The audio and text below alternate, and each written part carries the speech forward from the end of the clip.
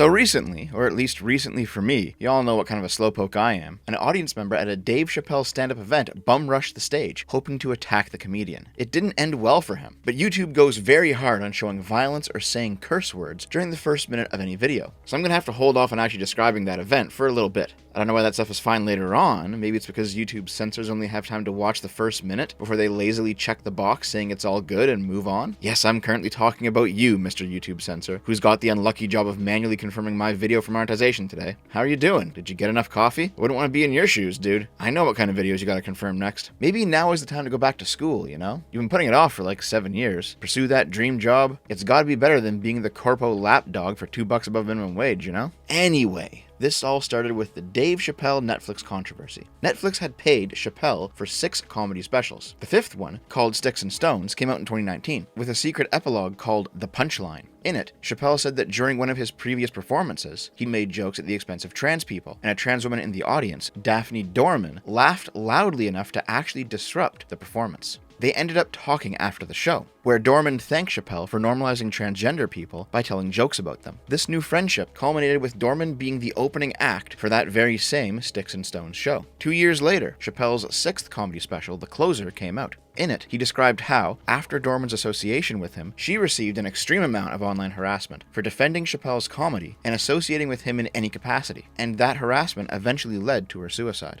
Yes, the trans activists, so concerned with ideological purity, so distrusting of the subversive nature of comedy, and so very personally aware of the high suicide rates and fragile mental states of trans people, bullied a trans woman to suicide because she associated with their political enemy. This is why when these people shriek, "Trans rights, trans lives matter, you're literally killing trans people," I just don't care anymore. Because they don't care. They don't hold these things as values. They have no problem violating trans rights, devaluing trans lives, and leaving trans corpses in their wake as long as they're the ones doing it. Political transness claims dominion over the trans individual. She is theirs to let live and theirs to kill as it suits their interest. If she dies without their consent, then the enemy may have killed a person, but more importantly to them, the enemy has stolen from the ideology. Oh, and by the way, political blackness interacts with Black Lives Matter in the same way. Hey, Mr. YouTube Censor, if you're still here, don't worry. I understand why I'm not getting any money for this one. I don't take it personally, you're just doing your job. I'm still correct, though. In any case, I found myself at the point where I just don't care if the mainstream calls Dave Chappelle transphobic. I don't believe he's transphobic. I believe that they are more transphobic than he is, in fact, despite his jokes, because unlike them, jokes are all he's got on his hands.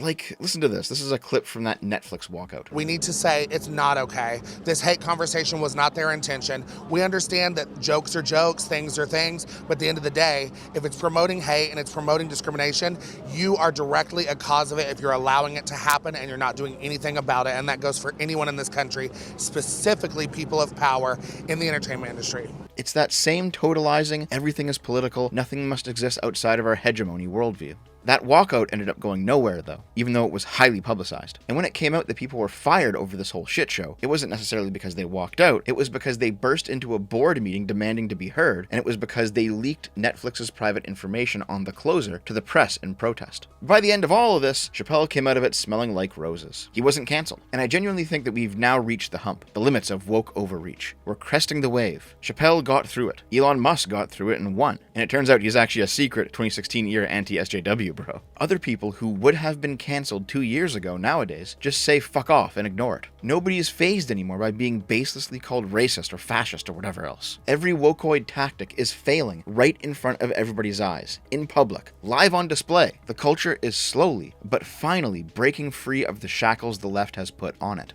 And of course, some people are naturally enraged by this series of events, which is where that attack on Dave Chappelle comes in. 23-year-old is charged with trying to attack Dave Chappelle. Attacker armed with knife and replica gun tackled comedian during Netflix gig during set about how the woke brigade tried to cancel him over trans jokes. Ladies and gentlemen, make some noise for hip-hop history.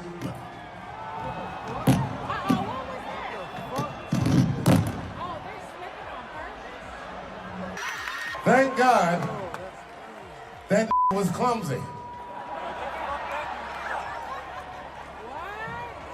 He's back there getting stomped. Where did that come from? It was a trans man. Was that Will Smith? This dude charged the fucking stage over Chappelle's trans jokes, and then his security kicked the shit out of him. Hey, you can't claim that Chappelle's transphobic. He just helped transition this guy into a pretzel. Look at his fucking arm, dude. He's being wheeled out of place on the stretcher, and they just have his Family Guy-ass twisted, snapped arm locked into place. Holy shit. So the fellow who did it, it turns out he's actually a rapper. And on his SoundCloud, he posted a song he called Dave Chappelle. No joke. I mean, walking straight into the boat. You know, my nigga is me. Yeah, I don't know if you could tell through all that fucking mumbling, but he said, walking straight into da bowl, referencing the Hollywood Bowl, the venue that Chappelle was performing in when the attack took place. And despite everybody seeing it, despite all the videos, despite his fucking arm and everything else, despite the rap song providing premeditation, he still pleaded not guilty. How in the fuck? And no, that wasn't the same person as this individual, whose tweet of Dave Chappelle, you're next, come for my trans homies again, and I swear to God, went retroactively viral. Come on, guys, this person doesn't even look like the attacker. I will say though, scrolling through their feed makes me wish they were. This person is cancerous as fuck, and could use a few years in jail just so they'd be off Twitter.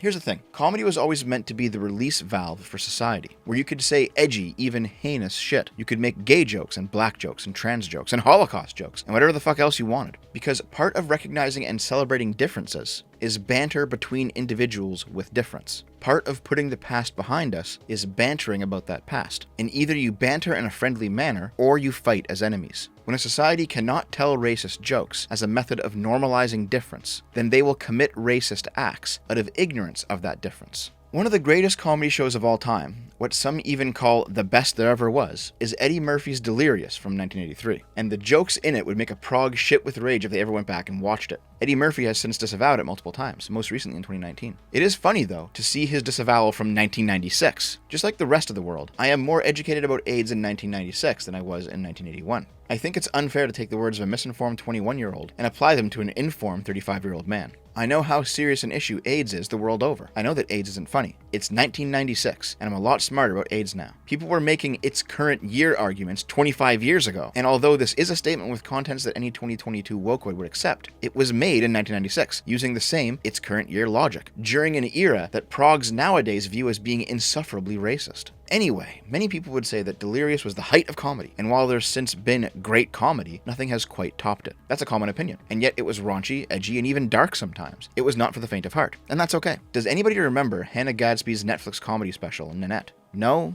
Nobody? Does anybody even know who she is? The only reason I know about her is because Nanette, despite getting high critic scores on Rotten Tomatoes, is considered god-fucking awful. And you don't even need to go and watch it to know why. Lord knows I wouldn't subject you to that shit. Look at the synopsis of the specials we've discussed today. The closer begins with Dave Chappelle joking about COVID-19 and the Johnson & Johnson vaccine. Sticks and Stones begins with Chappelle joking about some celebrity news. In Delirious, Eddie Murphy talks about kids who could afford ice cream from a passing ice cream truck and how they would mock kids who couldn't afford it. In Nanette, Gadsby deconstructs the nature of comedy and its conventions by having her audience undergo the same tension in which marginalized people suffer on a daily basis. Oh boy, sign me up. It was clear to anybody with a brain that Nanette just sucked. But one part of the weekly Twitter news cycle back in like 2018 is how dumbfuck journalists kept trying to prop it up. Kind of like how recently they kept publishing pro-Cowboy Bebop live action articles. Bill Maher's stand-up comedy's past, Hannah Gadsby represents its future. How? By being not funny? If you look at what both performers have served up as examples of their personal best, it's hard not to be embarrassed for Bill, as well as anyone else in comedy who feels more kinship with him than with somebody like Gadsby. The Tasmanian comic's Nanette, which shifts from a typical joke-driven stand-up special into an explanation of why she's quitting comedy, delves into her personal biography as a lesbian woman struggling to express her authentic self, as a student of visual art history who scrutinized Western art painted mainly by straight white men that she unquestionably accepted as masters because of their reputation. Why would this make me embarrassed for Bill Maher? If anything, it makes me embarrassed for Hannah. People paid tickets for this shit, strapped themselves in for a night of fun, and turned around and got a demoralizing lecture. Of course, as the net continued to bomb, back in 2018 we kept seeing more articles pop up on the topic. How funny does comedy need to be? 8 signs. You're watching a post-comedy comedy. Post-comedy, by the way, is the deconstruction of comedy. In other words, it's not there to be funny, it's there to preach at you. You got suckered into it, chump. Now you gotta listen to this Karen tell you about how hard it is to be a lesbian in a first world country. Now, some post-comedy can be a little bit funny depending on your mood. I'm fine with extremely dark comedy, and some of those 8 signs are absolutely part of dark comedy. Like the grim plot movers, real human bodies often in pain, and existential dread.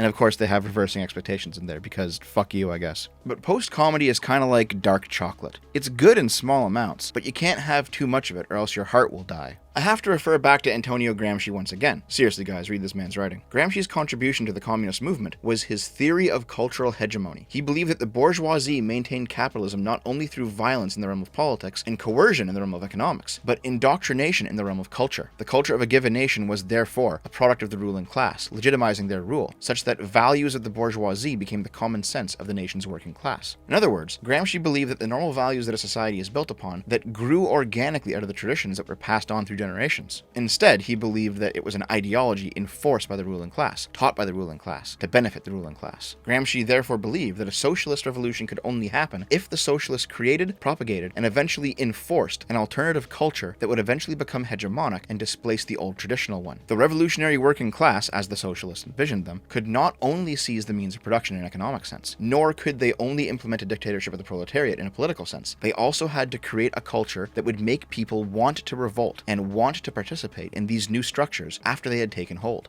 Gramsci considered intellectuals to be the class that produced cultural hegemony. Schools, by necessity, indoctrinate youth into something, so Gramsci believed that they should indoctrinate them into socialism, rather than capitalism or religiosity or any other kind of ideology. Entertainment, by necessity, has to appeal to some kind of value system, so Gramsci believed that it should appeal to socialist values over any other set of values. Journalism, by necessity, had to report events with some kind of bias, since nobody's truly neutral, so Gramsci believed that it should present events in a way that benefits socialism. Even though Gramsci would ultimately be killed by the Italian fascists, his theory of cultural hegemony was nearly identical to the fascists' totalizing worldview, and the theory would later be adopted by the Soviet Union for use both at home as well as abroad in their active measures demoralization campaign. So the purpose of all of this is to create media that demoralizes you, that makes you hate yourself, your home, your friends and your family, your culture, your country, your civilization. There may even be good reasons for this hate too. None of these things are perfect, everyone's got flaws, and you certainly shouldn't just go on doing bad things because it's traditional. You shouldn't go on letting yourself be worse than you could be because you've always been this way. But demoralization isn't critique for the purpose of improvement, it's deconstruction for the purpose of replacement. It serves to make you hate yourself for your faults, to the point that you desperately wish to be somebody else, rather than strive to overcome those faults and become the best possible version of yourself that you can be, to benefit both you and those around you. This conversation is far beyond Dave Chappelle at this point, but I think this is what's at the center of all of this stuff. All the awful woke infiltration of media, from movies to shows to games to comics, that is preachy unlike anything we've seen in 50 years. And all the cancel culture shit for people who don't comply, who speak out against what they view as obvious political subversion, or hell, who don't even care about politics at all, they just think that what they're watching is bad. It all relates back to subversion and hegemony, the creation of an alternative culture to supplant the old one.